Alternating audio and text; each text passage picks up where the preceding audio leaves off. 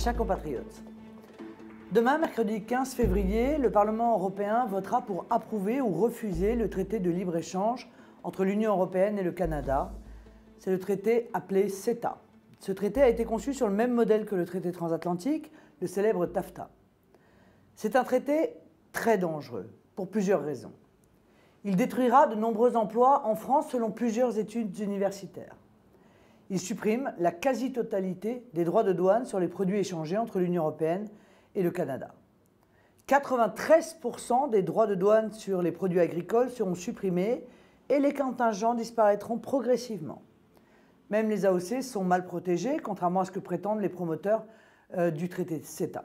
Pire, les éleveurs canadiens utilisant hormones et autres activateurs de croissance ont des prix de revient 35% inférieurs aux éleveurs européens en général et français en particulier. Nos éleveurs, déjà en grande difficulté, risquent d'être laminés par cette nouvelle concurrence déloyale. Cela, je ne l'accepterai pas, parce que je me bats et me battrai toujours pour eux. Les services publics, à l'exception de quelques services régaliens, devront fonctionner dans une logique purement marchande. Soumis à une forte concurrence, ils seront de moins en moins en capacité d'exercer une véritable mission de service public pour tous les Français, alors même que les services publics déjà désertent nos campagnes et nos petites villes. Des dispositifs d'alignement des normes entre l'Union européenne et le Canada sont prévus avec la création de mécanismes de coopération réglementaire. Les comités qui les géreront seront supranationaux et surplomberont donc les États. Il s'agira d'une atteinte importante au droit des États à réglementer et à protéger leur peuple.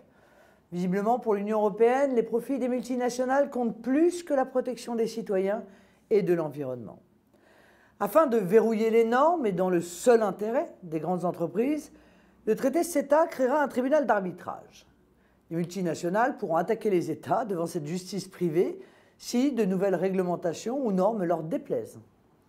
L'Union européenne marche encore une fois sur la tête, d'autant plus que ces arbitres ne seront pas d'authentiques juges, des fonctionnaires publics, mais le plus souvent des avocats d'affaires en droit international qui pourront avoir reçu des honoraires de ces mêmes multinationales.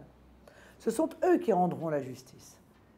Eh bien, je considère qu'il est hors de question de laisser la France aux prises avec une justice privée d'exception pour les multinationales.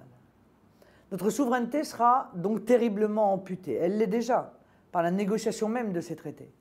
Nos gouvernants ont cédé le droit de négocier à l'Union européenne. François Hollande a fait de grandes annonces, mais n'a aucun pouvoir sur ces traités de libre-échange. Il ne peut pas les arrêter.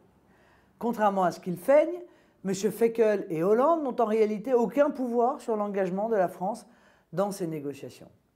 Quant à M. Fillon et Macron, ils n'abordent même pas le sujet dans leur programme.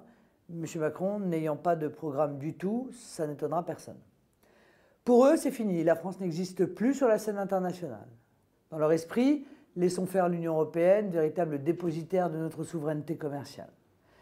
J'en appelle donc à vous, mes compatriotes, que vous ayez voté à droite, à gauche ou au centre, vous qui avez à cœur de défendre les intérêts de tous les citoyens français. Diffusez ce message sur les réseaux sociaux, parlez-en à vos proches, appelez vos députés européens ou nationaux, quel que soit leur bord politique, PS, centriste ou républicain, pour qu'ils votent contre ce traité mercredi. Aidez-nous à faire échouer ce dangereux traité CETA, aidez-nous surtout à protéger la France.